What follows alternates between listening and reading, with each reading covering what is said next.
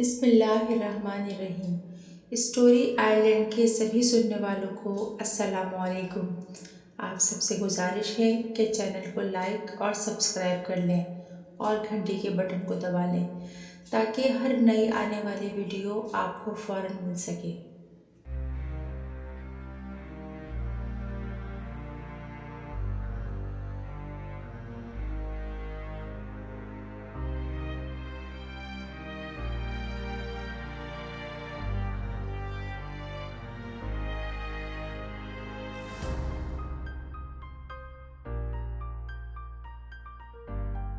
ہمارا گاؤں دیہات میں ہے۔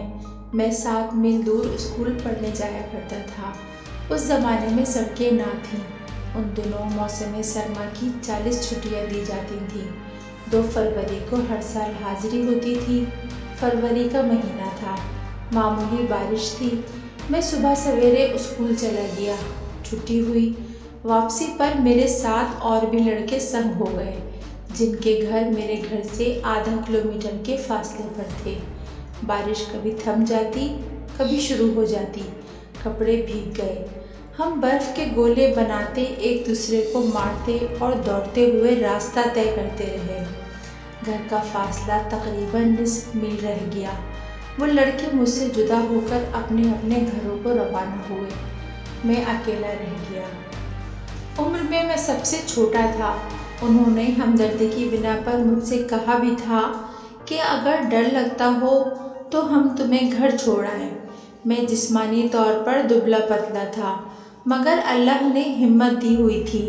ڈر کو نزدیک نہیں آنے دیتا تھا۔ میں نے انہیں جواب دیا کہ شکریہ، کیا ڈر ہے، یہ تھوڑی سی جگہ کراس کروں گا، نیچے سامنے گھر ہے۔ آپ خوشی سے مطمئن ہو کر اپنے گھروں کو جائیں۔ جہاں سے میرے ساتھی مجھ سے جدا ہوئے اس جگہ کوئی 200 گز کے قریب ایک جب تھا جس کو ہم جبڑا کہتے تھے۔ بارش کا پانی اس میں جمع ہوتا اور مال مویشی وہاں سے دن کو اپنی پیاس بجھاتے۔ سخت اندھیرا تھا۔ تقریباً 7 بجے کا وقت ہوا ہوگا۔ برف باری زوروں پر تھی۔ زمین پر چاروں طرف برف کی چمک تھی۔ اندازے کے مطابق راستے پر قدم رکھتا اور اکیلے ہونے کی وجہ سے لگاتار آیت الکرسی کی تلاوت کرتا چلا گیا۔ جو ہی میں جبڑے پر پہنچا، اچانک میرے دل میں کچھ خوف، ڈر سا محسوس ہونے لگا۔ ایک دم میرے قدم رک گئے۔ پریشان ہو کر ادھر ادھر نگاہ اٹھائی۔ جبڑا ویران جگہ پر تھا۔ دور دور مکانات تھے۔ کسی انسان کی آواز نہ سنائی دی اور تو اور کتے بھی خاموش تھے۔ بلند آواز سے آیت الکرسی پڑھتا رہا۔ حیران تھا کہ قدموں کو کیا ہو گیا ہے، کیوں نہیں اٹھ رہے اور ڈر کیوں محسوس ہو رہا ہے، کیونکہ سامنے کچھ نہ تھا۔ جس جگہ سے قدم اٹھاتا پھر وہیں رکھ دیتا۔ ایسا معلوم ہوتا کہ زمین نے میرے قدموں کا زور ختم کر دیا ہے اور ہلنے کی اجازت نہیں دیتی۔ تقریباً 5-7 منٹ کھڑا رہا۔ ڈر لگ رہا تھا کہ کدھر جاؤں، کیا کروں۔ افسوس بھی کر رہا تھا کہ ساتھیوں کو نہ لا سکا۔ اللہ کا کرنا، اچانک کچھ فاصلے سے گھنٹیاں بجنے کی آوازیں سنائی دیں۔ ان دنوں لوگ گھنٹیاں گدھوں اور بیلوں کو ڈالا کرتے تھے۔ اس زمانے میں لوگ گدھوں پر شلجم، مولیاں وغیرہ لاد کر لایا کرتے تھے۔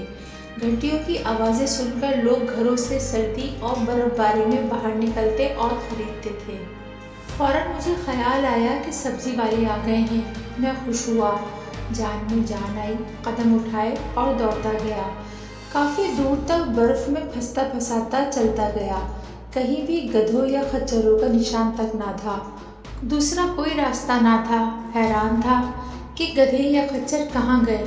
گھر سے تھوڑے فاصلے پر ایک پتھر سے ٹھوکر لگی اور منہ کے بل گر پڑا۔ برف ½ گز سے زیادہ تھی۔ چوٹ نہ آئی مگر اٹھنے کی سکت نہ تھی۔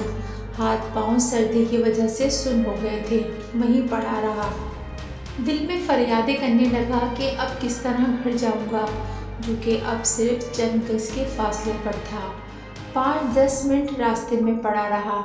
نیچے بھی برف، اوپر سے رحمت برس رہی تھی۔ اتنے میں ہمارے پڑوسی امام مسجد صاحب کے کھانسنے کی آواز آئی۔ وہ تھوڑے ضعیف تھے۔ ان کے ایک ہاتھ میں لکڑی کی کھونٹی تھی اور دوسرے میں ٹارچ تھی۔ مجھے جینے کا حوصلہ ملا۔